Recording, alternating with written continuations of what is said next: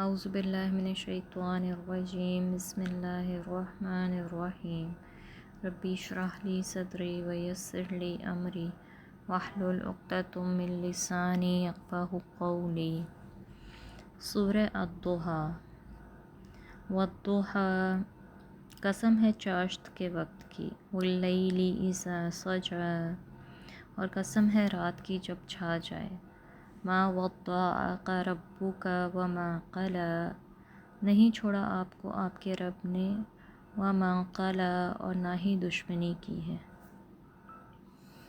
وللآخرۃ، اور البتہ آخرت، خیر لک، بہتر ہے آپ کے لیے، من الاولی، دنیا سے، ولسوف یعطیک ربک، اور ان قریب آپ کا رب آپ کو دے گا، فترضی، کہ آپ راضی ہو جائیں گے، الم یجدک یتیما، کیا نہیں پایا اس نے آپ کو یتیم، فآوی، پس اس نے ٹھکانہ دیا، ووجدک ضالا، اور پایا آپ کو بے خبر، فہدی، پس آپ کی رہنمائی کی، ووجدک عائلا، اور پایا آپ کو مفلس، فأغنی، پس اس نے غنی کر دیا، فأما الیتیم، پس بہرحال یتیم پر، فلا تقہر، پس نہ قہر کریں، وأما السائل، بہرحال سائل کو، فلا تنہر، پس نہ جھڑک، وأما بنعمت ربک، اور بہرحال اپنے رب کی نعمت کو، فحدث، پس بیان کریں۔ اس سورت کا نام سورۃ الضحیٰ ہے۔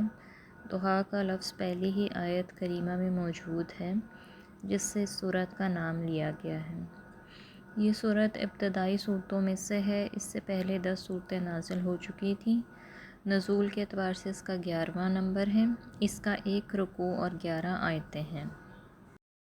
والضحیٰ، قسم ہے روز روشن کی۔ یہاں لفظ ضحیٰ رات کے مقابلے میں استعمال ہوا ہے، اس لیے اس سے مراد روز روشن ہے۔ سورۃ الاعراف میں آتا ہے، کیا بستیوں کے لوگ اس سے بے خوف ہو گئے ہیں کہ ان پر ہمارا عذاب رات کو آ جائے جبکہ وہ سو رہے ہوں، اور کیا بستیوں کے لوگ اس سے بے خوف ہیں کہ ان پر ہمارا عذاب دن دہاڑے آ جائے جبکہ وہ کھیل رہے ہوں۔ افامن اہل القری ان یأتیہم بأسنا بیاتا وہم نائمون، او آمن اہل القری ان یأتیہم بأسنا ضحی وہم یلعبون۔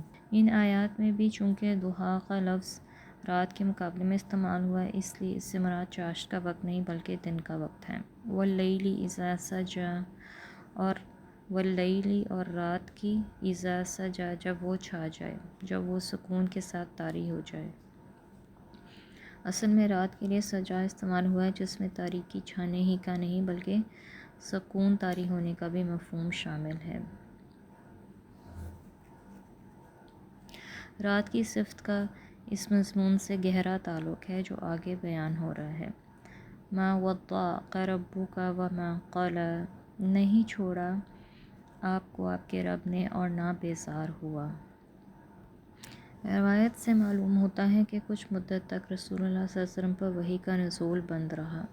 مختلف روایات میں یہ مدت مختلف بیان کی گئی ہے۔ ابن جریح نے 12 روز، قلبی نے 15 روز، ابن عباس نے 25 روز، اور سدی اور مقاتل نے 40 روز کی مدت بیان کی ہے۔ بہرحال یہ زمانہ اتنا طویل تھا کہ رسول اللہ صلی اللہ علیہ وسلم اس پر سخت غمگین ہو گئے تھے، اور مخالفین بھی آپ کو طعنے دینے لگے تھے، کیونکہ حضور صلی اللہ علیہ وسلم پر جو نئی صورت نازل ہوتی تھی اسے آپ لوگوں کو سنایا کرتے تھے۔ اس لیے جب اچھی خاصی مدت تک آپ نے کوئی نئی وحی لوگوں کو نہیں سنائی تو مخالفین نے سمجھ لیا۔ بہرحال یہ زمانہ اتنا طویل تھا کہ رسول اللہ صلی اللہ علیہ وسلم اس پر سخت غمگین ہو گئے، اور مخالفین بھی آپ کو طعنے دینے لگے تھے، کیونکہ حضور پر جو نئی صورت نازل ہوتی تھی اسے آپ لوگوں کو سنایا کرتے تھے۔ اس لیے جب اچھی خاصی مدت تک آپ نے کوئی نئی وحی لوگوں کو نہیں سنائی تو مخالفین نے سمجھ لیا کہ وہ جو وحی ہے وہ بند ہو گئی ہے، جہاں سے، یا وہ جگہ بند ہو گئی ہے جہاں سے یہ کلام آتا ہے۔ جندب بن عبداللہ کی روایت ہے کہ جب جبرائیل کے آنے کا سلسلہ رک گیا تو مشرکین نے کہنا شروع کر دیا کہ محمد صلی اللہ علیہ وسلم کو ان کے رب نے چھوڑ دیا ہے۔ دوسری روایات سے معلوم ہوتا ہے کہ ابو لہب کی بیوی ام جمیل نے، جو حضور صلی اللہ علیہ وسلم کی چچی تھیں اور ابو لہب ان کا چچا تھے، اور جس کا گھر حضور کے مکان سے حضور صلی اللہ علیہ وسلم کے گھر سے بالکل ساتھ تھا، آپ سے کہا معلوم ہوتا ہے کہ تمہارے شیطان نے تمہیں چھوڑ دیا ہے۔ اوانی اور ابن جریر نے ابن عباس کی روایت نقل کی ہے کہ کئی روز تک جبرائیل کی آمد رک جانے سے حضور صلی اللہ علیہ وسلم پریشان ہو گئے اور مشرکین کہنے لگے کہ ان کا رب ان سے ناراض ہو گیا ہے اور اس نے انہیں چھوڑ دیا ہے۔ یعنی انسان جو ہے وہ کسی کو بھی نہیں چھوڑتا بات کرتے وقت۔ قتادہ اور ضحاک کی مرسل روایت سے بھی قریب یہی مضمون بیان ہوا ہے، یعنی اسی طرح کی باتیں ہونے لگیں اور اسی طرح جب وحی کی آمد رک گئی، اس صورتحال میں نبی صلی اللہ علیہ وسلم جو تھے وہ شدید رنج اور غم میں مبتلا ہو گئے۔ یہ ساری چیزیں مل جل کر حضور صلی اللہ علیہ وسلم کے لیے سخت پریشانی کی موجب ہو رہی ہوں گی، اور آپ کو بار بار یہ شبہ گزرتا ہوگا کہ کہیں مجھ سے کوئی قصور تو نہیں ہو گیا کہ میرا رب مجھ سے ناراض ہو گیا اور اس نے مجھے حق اور باطل کی لڑائی میں تنہا چھوڑ دیا ہے۔ ایسی کیفیت میں یہ صورت حضور صلی اللہ علیہ وسلم کو تسلی دینے کے لیے نازل ہوئی۔ اس میں دن کی روشنی اور رات کے سکون کی قسم کھا کر حضور صلی اللہ علیہ وسلم سے فرمایا گیا ہے کہ تمہارے رب نے نہ تمہیں چھوڑ دیا ہے نہ وہ تم سے ناراض ہوا ہے۔ اور اللہ تعالیٰ کیسے ناراض ہو سکتے ہیں اپنے اتنے عظیم پیغمبر سے۔ اس بات پر ان دونوں چیزوں کی قسم جس مناسبت سے کھائی گئی ہے وہ یہ ہے کہ جس طرح دن کا روشن ہونا اور رات کا تاریک اور سکون لیے ہونا اس بنا پر نہیں ہوتا کہ اللہ تعالیٰ دن کے وقت لوگوں سے خوش اور رات کے وقت ان سے ناراض ہے، بلکہ یہ دونوں حالتیں ایک عظیم حکمت اور مصلحت کے تحت طاری ہوئی ہیں۔ اسی طرح نبی صلی اللہ علیہ وسلم پہ کبھی وحی بھیجنا اور کبھی اس کو روک لینا بھی حکمت کی بنا پر ہے۔ اس کا کوئی تعلق اس بات سے نہیں ہے کہ جب اللہ تعالیٰ آپ سے خوش ہوں تو وحی بھیجیں گے اور جب وہ وحی نہ بھیجیں تو اس کے معنی یہ ہوں کہ وہ آپ سے ناخوش ہیں، اور نہ ہی اللہ تعالیٰ نے آپ کو چھوڑا ہے۔ اس کے علاوہ دوسری مناسبت اس مضمون سے اس قسم کی یہ ہے کہ جس طرح دن کی روشنی اگر مسلسل انسان پر طاری رہے تو وہ اسے تھکا دے، اس لیے ایک وقت خاص تک دن کے روشن رہنے کے بعد رات کا آنا ضروری ہوتا ہے تاکہ اس میں انسان کو سکون ملے اور ہر چیز کا شور بند ہو جائے اور وہ کچھ دیر کے لیے نیند پوری کر لے۔ اسی طرح وحی کی روشنی اگر تم پر پے در پہ پڑتی رہی تو تمہارے اعصاب اس کو برداشت نہ کر سکیں گے، اس لیے وقتاً فوقتاً فطرت الوحی کا سلسلہ جاری رہتا ہے۔ فطرت الوحی یعنی وحی کا رک جانا، اور اس لیے کہ آپ صلی اللہ علیہ وسلم کو سکون حاصل ہو جائے۔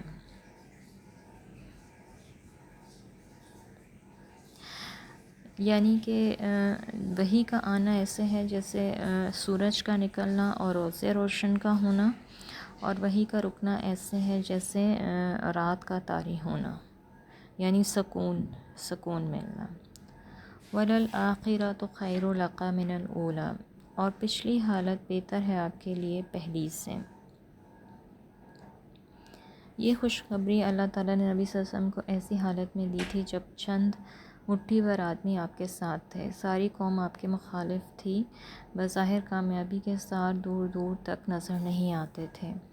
اسلام کی شمع مکہ میں ٹمٹما رہی تھی اور اسے بجھانے کے لیے ہر طرف شور اٹھ رہا تھا۔ اس وقت اللہ تعالیٰ نے اپنی نبی صلی اللہ علیہ وسلم سے فرمایا کہ ابتدائی دور کی مشکلات سے آپ ذرا پریشان نہ ہوں، ہر بعد کا دور پہلے دور سے آپ کے لیے بہتر ثابت ہوگا۔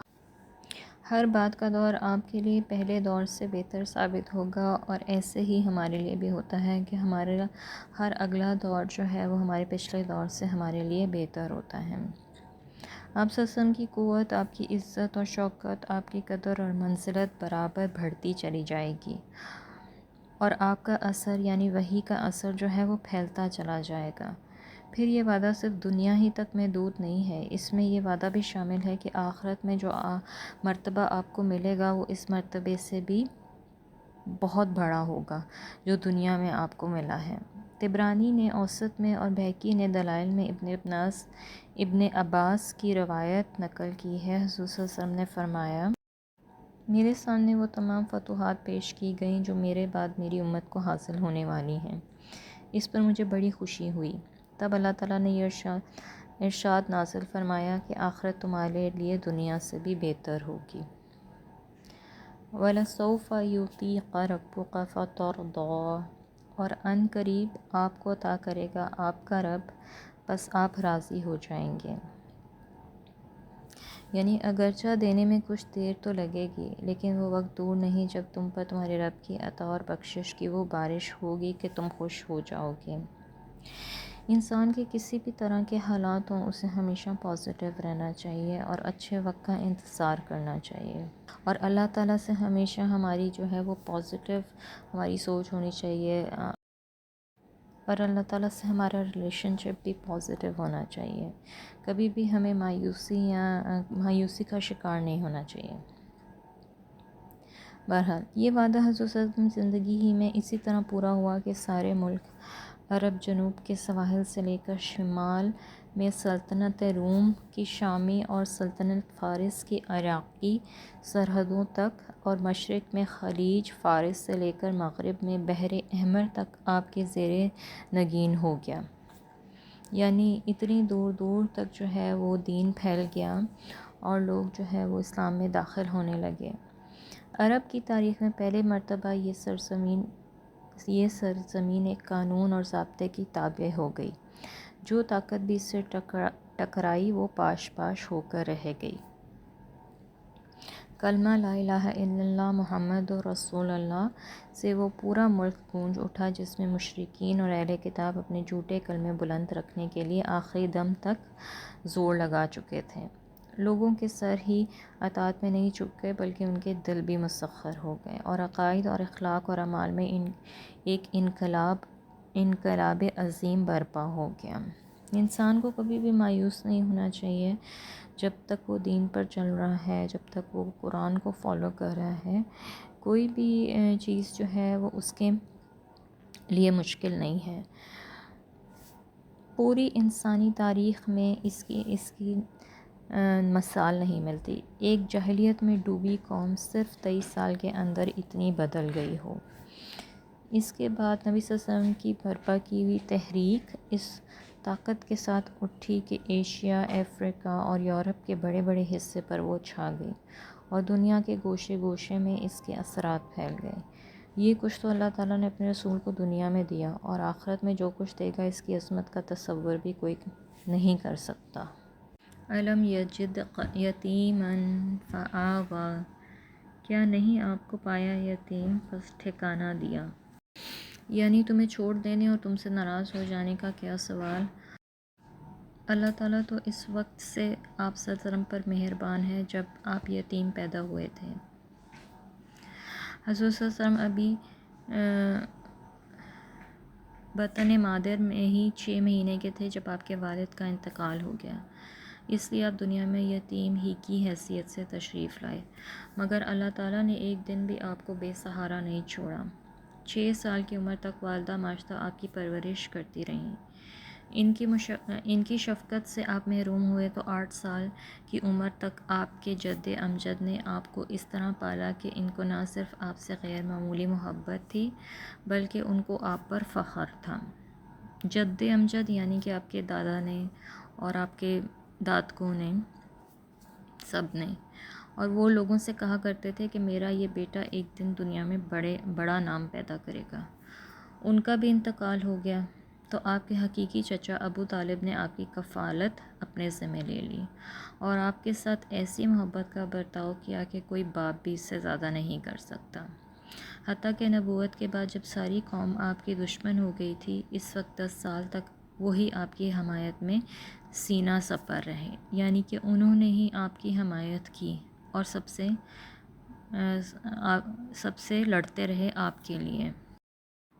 ووجدک ضالا فہدی، اور آپ کو پایا ناواقف تو ہدایت دی۔ اصل میں لفظ ضالن استعمال ہوا ہے جو دلالت سے ہے۔ عربی زبان میں یہ لفظ کئی معنوں میں استعمال ہوتا ہے۔ اس کا ایک معنی گمراہی کے ہیں، دوسرے معنی یہ ہیں کوئی شخص راستہ نہ جانتا ہو اور ایک جگہ حیران کھڑا ہو کہ مختلف راستے جو سامنے ہیں ان میں سے کدھر جاؤں، یعنی انسان کے اندر کنفیوژن ہو، اس کو اپنا راستہ نظر نہ آتا ہو۔ اور ایک اور معنی کھوئے ہوئے کے ہیں، چنانچہ عربی محاورے میں کہتے ہیں دل الماء فی اللبن، پانی دودھ میں گم ہو گیا۔ اس طرح کو بھی عربی میں دالن کہتے ہیں جو صحرا میں اکیلا کھڑا ہو اور آس پاس کوئی درخت نہ ہو۔ چنانچہ قرآن مجید میں اس کی مثال موجود ہے، لا یضل ربی ولا ینسیٰ، میرا رب نہ غافل ہوتا ہے نہ بھولتا ہے۔ سورہ طٰہٰ 52۔ ان مختلف معنوں میں سے پہلے معنی یہاں جسپاں نہیں ہوتے، کیونکہ بچپن سے قبل نبوت تک رسول اللہ صلی اللہ علیہ وسلم کے جو حالات تاریخ میں موجود ہیں ان میں کہیں اس بات کا شائبہ تک نہیں پایا جاتا کہ آپ کبھی بت پرستی، شرک یا دہریت میں مبتلا ہوئے ہوں، یا جاہلیت کے جو اعمال، رسوم اور طور طریقے آپ کے قوم میں پائے جاتے تھے ان میں سے کسی میں آپ ملوث ہوئے ہوں۔ نبوت سے پہلے حضور صلی اللہ علیہ وسلم اللہ کی ہستی اور اس کی وحدانیت کے قائل تو ضرور تھے، آپ کی زندگی گناہوں سے پاک تھی اور فضائل اخلاق سے آراستہ بھی تھے، لیکن آپ کو دین حق اور اس کے اصول اور احکام کا علم نہ تھا، جیسے کہ قرآن میں فرمایا گیا ما کنت تدری ما الکتاب ولا الایمان، تم نہ جانتے تھے کہ کتاب کیا ہوتی ہے اور نہ ایمان کی تمہیں کوئی خبر تھی۔ سورہ الشعراء میں آتا ہے۔ یہ معنی بھی اس آیت کے ہو سکتے ہیں کہ حضور ایک جاہلی معاشرے میں گم ہو کر رہ گئے تھے اور ایک ہادی اور رہبر ہونے کی حیثیت سے آپ کی شخصیت نبوت سے پہلے نمایاں نہیں ہو رہی تھی۔ یہ مطلب بھی ہو سکتا ہے کہ جاہلیت کے صحرا میں آپ ایک اکیلے درخت کی حیثیت سے کھڑے تھے جس میں پھل لانے اور ایک پورا باغ کا باغ پیدا کر دینے کی صلاحیت تھی، مگر نبوت سے پہلے یہ صلاحیت کام نہیں آ رہی تھی۔ یہ مراد بھی ہو سکتی ہے کہ اللہ تعالیٰ نے جو غیر معمولی قوتیں آپ کو عطا کی تھیں وہ جاہلیت کے سازگار ماحول میں ضائع ہو رہی تھیں۔ دلال کو غفلت کے معنی میں بھی لیا جا سکتا ہے، یعنی آپ ان حقائق اور علوم سے غافل تھے جن سے نبوت کے بعد اللہ تعالیٰ نے آپ کو آگاہ فرمایا۔ یہ بات خود قرآن میں بھی ایک جگہ ارشاد ہوئی ہے وَإِن كُنتَ مِن قَبْلِكَ لَمِنَ الْغَافِلِينَ، اور اگرچہ تم اس سے پہلے ان باتوں سے غافل تھے۔ سورہ یوسف 3۔ وَوَجَدَكَ عَائِلًا فَأَغْنَىٰ، اور آپ کو پایا مفلس تو غنی کر دیا۔ نبی صلی اللہ علیہ وسلم کے لیے آپ کے والد نے میراث میں سے صرف ایک اونٹنی اور ایک لونڈی چھوڑی تھی۔ اس طرح آپ کی زندگی کی ابتدا افلاس کی حالت میں ہوئی تھی۔ پھر ایک وقت آیا کہ قریش کی سب سے زیادہ مالدار خاتون حضرت خدیجہ نے پہلی تجارت میں آپ کو اپنے ساتھ شریک کیا۔ اس کے بعد انہوں نے آپ سے شادی کر لی اور ان تمام تجارتی کاروبار کو آپ نے سنبھال لیا۔ اس طرح نہ صرف یہ کہ مالدار ہو گئے بلکہ آپ کی مالداری اس نوعیت کی نہ تھی کہ محض بیوی کے مال پر آپ کا انحصار ہو، ان کی تجارت کو فروغ دینے میں آپ کی اپنی محنت اور قابلیت کا بڑا حصہ تھا۔ فَأَمَّا الْيَتِيمَ فَلَا تَقْهَرْ، بس جو یتیم ہے تو نہ قہر نہ کر، یعنی یتیم پر سختی نہ کر، یعنی کہ تم چونکہ خود یتیم رہ چکے ہو اور اللہ نے تم پر یہ فضل فرمایا کہ یتیمی کی حالت میں بہترین طریقے سے تمہاری پرورش کی، اس لیے اس کا شکرانہ یہ ہے کہ تمہارے ہاتھ سے کبھی کسی یتیم پر ظلم اور زیادتی نہ ہونے پائے۔ وَأَمَّا السَّائِلَ فَلَا تَنْهَرْ، اور جو سوال کرنے والا ہے تو اس کو نہ جھڑکو۔ اس کے دو معنی ہیں، اگر سائل کو مدد مانگنے والا حاجت کے معنی میں لیا جائے تو اس کا مطلب یہ ہے کہ اس کی مدد کر سکتے ہو تو کر دو، نہ کر سکتے ہو تو نرمی کے ساتھ معذرت کر دو، مگر بہرحال اسے جھڑکو نہیں۔ اس کے معنی کے لحاظ سے یہ ہدایت اللہ تعالیٰ کے اس احسان کے جواب میں ہے کہ تم نادر تھے، پھر اس نے تمہیں مالدار کر دیا، اور اگر سائل کو پوچھنے والا یعنی دین کا کوئی مسئلہ یا حکم دریافت کرنے والے کے معنی میں لیا جائے تو اس کا مطلب یہ ہے کہ ایسا شخص خواہ کیسا ہی جاہل اور بظاہر خواہ کتنے ہی معقول طریقے سے سوال کرے یا اپنی ذہن کی الجھن پیش کرے، بہرحال شفقت کے ساتھ اسے جواب دو اور علم کا زوم رکھنے والے بد مزاج لوگوں کی طرح اسے جھڑک کر دور نہ بھگا دو۔ اس معنی کے لحاظ سے یہ ارشاد اللہ تعالیٰ نے اس احسان کے جواب میں ہے کہ تم ناواقف تھے، پھر اس نے تمہیں ہدایت بخشی۔ حضرت ابو درداء، حسن بصری، سفیان ثوری اور بعض دوسرے بزرگوں نے اسی دوسرے معنی کو ترجیح دی ہے، کیونکہ ترتیب کلام کے لحاظ سے یہ ارشاد وَوَجَدَكَ ضَالًّا فَہَدَىٰ کے جواب میں آتا ہے۔ وَأَمَّا بِنِعْمَةِ رَبِّكَ فَحَدِّثْ، اور جو نعمت آپ کے رب نے آپ کو عطا کی ہے اس کا اظہار کرو۔ نعمت کا لفظ عام ہے اور جس سے مراد وہ نعمتیں بھی ہیں جو اس سورت کے نزول کے وقت تک اللہ تعالیٰ نے رسول اللہ کو عطا فرمائی تھیں، اور وہ نعمتیں بھی ہیں جو بعد میں اس نے اپنے ان وعدوں کے مطابق آپ کو عطا فرمائی جو اس صورت میں اس نے کیے تھے اور جن کو اس نے بدرجہ تم پر پورا کیا۔ پھر حکم یہ ہے کہ اے نبی، ہر نعمت جو اللہ نے آپ کو دی ہے اس کا ذکر کریں اور اس کا اظہار کریں۔ اب یہ ظاہری بات ہے کہ نعمتوں کا ذکر اور اظہار کی مختلف صورتیں ہو سکتی ہیں۔ ہر نعمت اپنی نوعیت کے لحاظ سے اظہار کی ایک خاص صورت چاہتی ہے۔ مجموعی طور پر تمام نعمتوں کے اظہار کی صورت یہ ہے کہ زبان سے اللہ کا شکر ادا کیا جائے اور اس بات کا اقرار اور اعتراف کیا جائے کہ جو نعمتیں بھی مجھے حاصل ہیں یہ سب اللہ کا فضل اور احسان ہے، ورنہ کوئی چیز بھی میری کسی ذاتی کمال کا نتیجہ نہیں۔ نعمت نبوت کا اظہار اس طریقے سے ہو سکتا ہے کہ دعوت و تبلیغ کا حق ادا کیا جائے۔ نعمت قرآن کے اظہار کی صورت یہ ہے کہ لوگوں میں زیادہ سے زیادہ اس کی اشاعت کی جائے اور اس کی تعلیمات لوگوں کے ذہن نشین کی جائیں۔